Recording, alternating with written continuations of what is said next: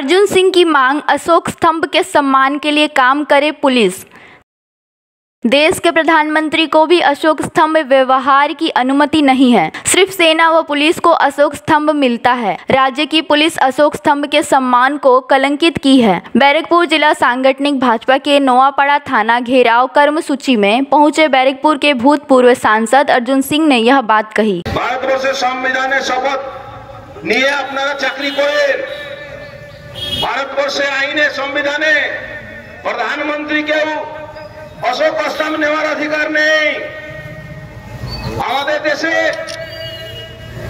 একমাত্র পুলিশের অধিকার আছে, মিলিটারিদের অধিকার আছে অশোক স্তম্ভ নেওয়া।